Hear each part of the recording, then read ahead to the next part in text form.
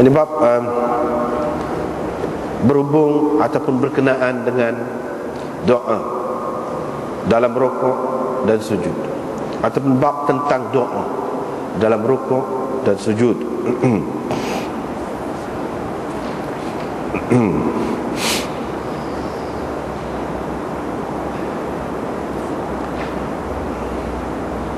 Dengan sanadnya Imam Abu Dawud meriwayatkan daripada Abi Hurairah bahawa Rasulullah sallallahu alaihi wasallam bersabda, keadaan hamba yang paling hampir kepada Tuhannya ialah pada ketika dia bersujud. Oleh itu perbanyakkanlah doa. Dengan sanadnya Imam Abu Dawud meriwayatkan daripada Ibnu Abbas bahawa Nabi sallallahu alaihi wasallam telah menyingkapkan tabir pada ketika orang-orang, yakni sahabat-sahabatnya, sedang berada dalam saf di belakang Abi Bakar. Maka baginda setelah itu ataupun selepas itu baginda bersabda, ya ayyuhan nas, wahai manusia, sesungguhnya tidak tinggal lagi min mubasyiratin nubuwah, daripada berita gembira kenabian, kecuali mimpi yang baik yang dilihat oleh seseorang mukmin ataupun orang lain melihat mimpi ataupun bermimpi tentangnya. Sesungguhnya aku telah dilarang daripada membaca, yakni Al-Quran, pada ketika rukuk ataupun pada ketika sujud. Adapun rukuk, yakni pada ketika rukuk itu, fa'azzimur rabb fihi, maka kamu ta'zimkan Rabb padanya. Wa amma sujud, adapun pada sujud, fajtahidu fid du'a, maka hendaklah kamu bersungguh-sungguh berdoa. Faqaminun an yustajaba lakum, maka adalah layak sekali diterima doa kamu itu. Adalah patut sekali diterima doa kamu itu. Dengan sanadnya Imam Abu Dawud meriwayatkan daripada Aisyah, beliau berkata Rasulullah sallallahu alaihi wasallam banyak mengucapkan di dalam rukuk dan sujudnya begini, yaitu subhanakallahumma rabbana wa bihamdik Allahumma ighfirli. Yata'awwalul Quran, baginda mentakwilkan ataupun menyatakan maksud Al-Quran. Dengan mengucapkan begitu, baginda mahu menyatakan maksud Al-Quran. Ini dia baca subhanakallahumma, maha suci engkau Tuhanku, Rabbana, Tuhan kami, wabika, wabihamdik, dengan pujian kepadamu, Allahumma ighfirli, ya Allah ampunkanlah daku. Dengan sanadnya Imam Abu Dawud meriwayatkan daripada Abi Hurairah bahawa Nabi sallallahu alaihi wasallam selalu mengucapkan dalam sujudnya, Allahumma ighfirli dzambi kullah, ya Allah ampunilah dosaku semua sekali, diqqahu wa jillah, baik yang halus, yang kecil ataupun yang besar, wa awwalahu wa akhirah, yang dahulu dan yang kemudian. Zad Ibnu Sarh menambahkan, ala niyatahu wa sirrah, yang nyata dan yang tersembunyi.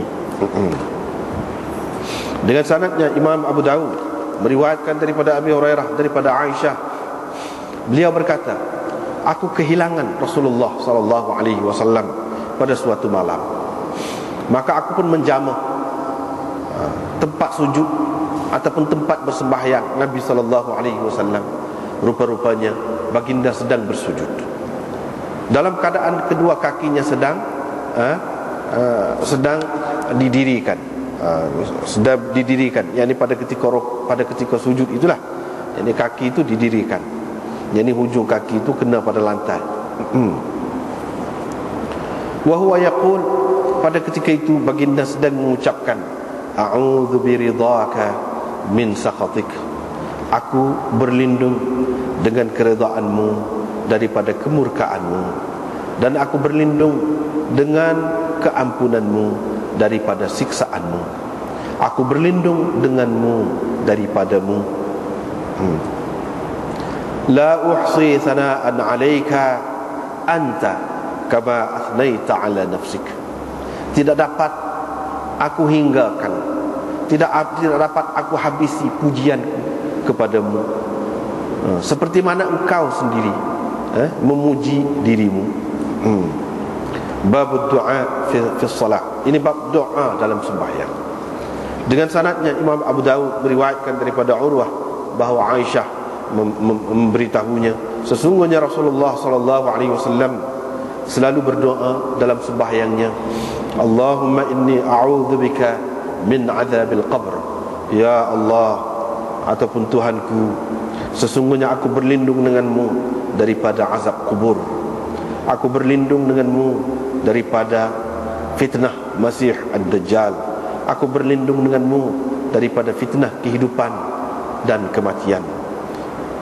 Tuhanku, sesungguhnya aku berlindung denganmu daripada dosa dan hutang. Faqala lahu qail, maka ada seseorang berkata kepada baginda, ma aktsara ma tasta'idz minal maghram. Alangkah acapnya, alangkah kerapnya engkau berlindung daripada hutang itu. Yani kenapa?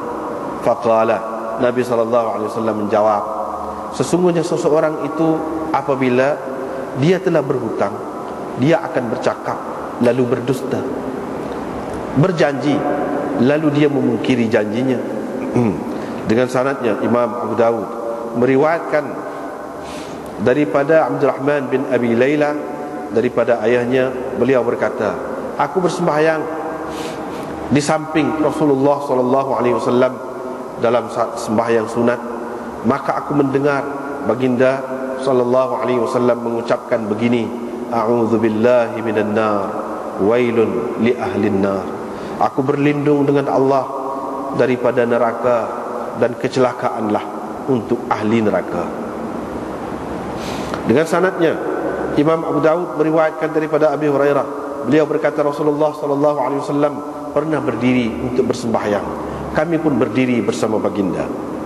Lalu ada seorang A'rabi dalam sembahyang itu mengucapkan begini, Allahumma arhamni wa Muhammada wa la tarham ma'ana ahada. Ya Allah, rahmatilah aku dan Muhammad, jangan engkau rahmati sesiapa pun bersama kami. Bila Rasulullah sallallahu alaihi wasallam selesai memberi salam, qala lil a'rabi, Nabi sallallahu alaihi wasallam berkata kepada A'rabi itu, laqad tahajjarta wasi'an, sesungguhnya engkau telah persempitkan yang luas. Maksud baginda rahmat Allah azza wa jalla. Maksud Rasulullah sallallahu alaihi wasallam yuridun rahmat Allah, yani yang luas itu ialah rahmat Allah azza wa jalla. Dengan sanadnya Imam Abu Dawud meriwayatkan daripada Ibnu Abbas, sesungguhnya Nabi sallallahu alaihi wasallam apabila membaca sabbih isma rabbikal a'la, qala, baginda akan mengucapkan subhana rabbiyal a'la. Abu Dawud berkata, khulifa Waqi' fi hadzal hadis. Perawi-perawi yang lain berbeza ataupun bercanggah dengan Waqi' dalam meriwayatkan hadis ini. Hadis ini telah diriwayatkan oleh Abu Waqi' dan Syu'bah daripada Abi Ishaq, daripada Sa'id bin Jubair, daripada Ibnu Abbas secara mauquf. Dengan sanadnya Imam Abu Dawud meriwayatkan daripada Musa bin Abi Aisyah, beliau berkata, ada seseorang bersembahyang di atas rumahnya, dan beliau apabila membaca alaysa dzalika biqadirin ala an yuhyiyal mauta, qala subhanaka fabala, bukankah dia maha berkuasa untuk menghidupkan orang-orang yang telah mati? Qala, orang yang membaca tadi dia mengucapkan begini, subhanaka, maha suci engkau, fabala, ya, ya, yani engkau ataupun dia